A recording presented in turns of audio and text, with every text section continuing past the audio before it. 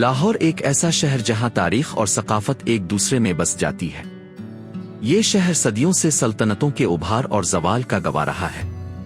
آج ہم لاہور کے دل میں قدم رکھتے ہیں اور اس کی 3 سب سے اہم مساجد کو دریافت کرتے ہیں، ہر ایک اپنے منفرد تعمیر اور روحانیت کا ثبوت ہے۔ مریم زمانی مغل شہنشاہ اکبر کی بیوی نے بنوائی تھی۔ اس کی سادگی اور خوبصورتی لاہور کے اس دور کی روحانیت کی نمائندگی کرتی ہے۔ بیگم شاہی مسجد 135 فٹ 6 انچ اور 127 فٹ 6 انچ رقبے پر محیط ہے۔ یہ ایک بہت بڑا ڈھانچہ ہے جو لودھی اور مغل ادوار کے درمیان تعمیر کے عبوری مرحلے کی نمائندگی کرتا ہے۔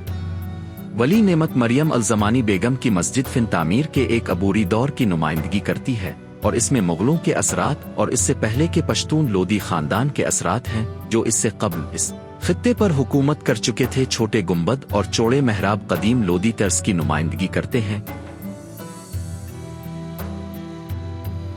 یہ مسجد 1614 میں اکبر بادشاہ کی بیوی مریم زمانی یا جوہدہ بائی اس کا پہلا نام تھا۔ جب وہ مسلمان ہو گئی تو پھر اس کا نام مریم زمانی رکھا گیا۔ مغل خاندان کی یہ سب سے پہلی مسجد ہے، 1614 میں یہ بنی ہے۔ اس مسجد کو مریم زمانی مسجد بھی کہتے ہیں، بارود خانے والی مسجد بھی، اور بیگم شاہی مسجد سے بھی اس کو جانا جاتا ہے۔ وہ یہ مسجد جب بنی ہے تو اس وقت اس کے بعد بہت اعلیٰ تھی، اور اس کا سفر جو آہستہ آہستہ یہ سادگی کی طرف جا رہا ہے۔ مریم زمانی مسجد میں 1000 نمازیوں کی گنجائش ہے جو بآسانی بیک وقت نماز ادا کر سکتے ہیں۔ مریم زمانی مسجد میں کم تفصیلات لیکن بڑی اہمیت رکھی گئی ہے جو مغل تعمیر کی نزاکت اور خوبصورتی کو ظاہر کرتی ہے۔ یہ مسجد لاہور کے بدلتے ہوئے مزاج کی ایک علامت ہے۔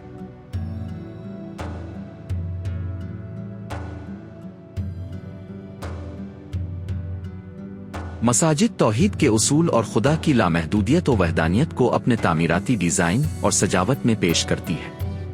مسجد مریم زمانی اور وزیر خان ایسی مساجد کی حقیقی مثالیں ہیں۔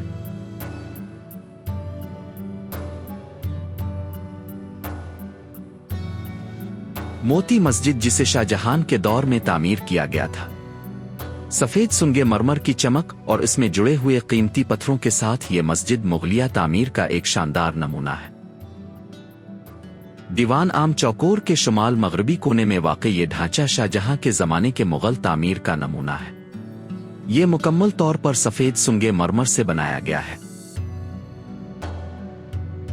موتی مسجد کی ہر ایک تفصیل اس کے عہد کی شان و شوکت کو بیان کرتی ہے۔ اس کی عظمت میں استعمال ہونے والے سنگی مرمر اور فنون سے مغلیہ سلطنت کی عظمت کا اظہار ہوتا ہے۔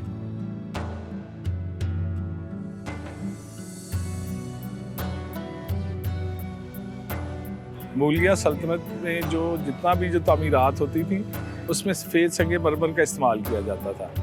ایون آپ آگرہ کا تاج محل بھی دیکھ لیں، اس میں بھی یہی سنگ مرمر استعمال ہوا ہے، وہ بھی شاہ جہاں نے تعمیر کروایا تھا۔ اور یہ مسجد کی تو ماشاءاللہ بڑی خوبصورت مسجد ہے۔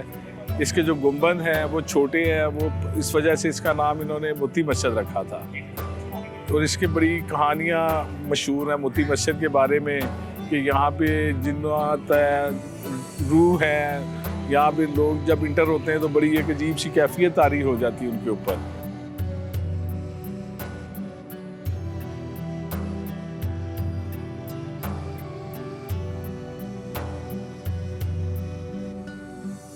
مغل بادشاہوں میں جواہرات کے ناموں پر مساجد کا نام رکھنا ایک قائم عمل تھا۔ اسی مناسبت سے اس مسجد کا نام موتی مسجد ہے۔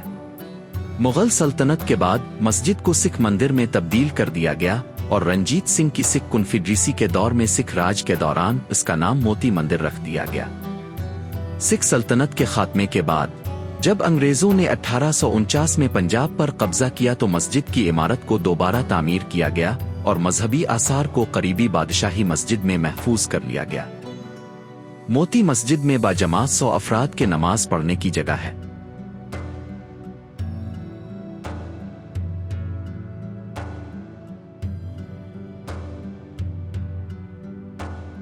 ڈائی آنگا مسجد جو لاہور کی ایک پوشیدہ خوبصورتی ہے، جسے 17 صدی میں ایک طاقتور خاتون نے تعمیر کروایا۔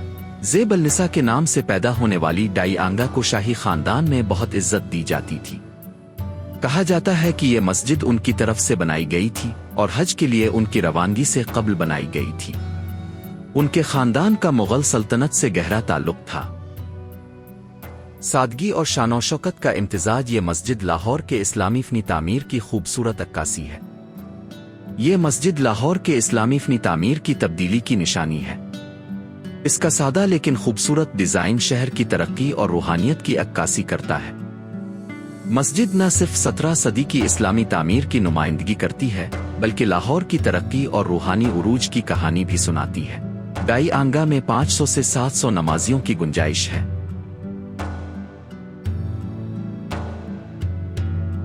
ये ज़ेबुन निसा जो कि शाहजहान की दाइयाँ थी और दाई अंगा के नाम से मशहूर थीं, उनके नाम पर ये मस्जिद तामीर कराई गई थी मुग़लिया दौर के अंदर, जो कि 1635 ईस्वी में ये तामीर कराई गई। ये मस्जिद हर लिहाज से उसी तरह जिस तरह तामीर की गई थी 400 साल पहले, आज भी पूरे अपनी रौनकें लुटा रही हैं। लोग इससे फैज़ हासिल कर रहे हैं। मस्जिद के सामने एक 84 फुट चौड़ा सहन है, जबकि इमारत खुद 3 हिस्सों में तकसीम है। मरकजी हिस्सा सबसे बड़ा है और उसके ऊपर 19 फुट का गुंबद है। ये 16 फुट के गुंबद के साथ 2 छोटे हिस्सों से जड़ा हुआ है। मस्जिद के मरकजी हिस्से को बुनियादी तौर पर नीले, नारंगी और पीले रंग के काशानी टाइलों से सजाया गया है। दाई आंगा मस्जिद का खामोश लेकिन गहरा पैगाम आज भी ज़ायरीन को अपने अंदर की सुकून और अजमत का एहसास दिलाता है।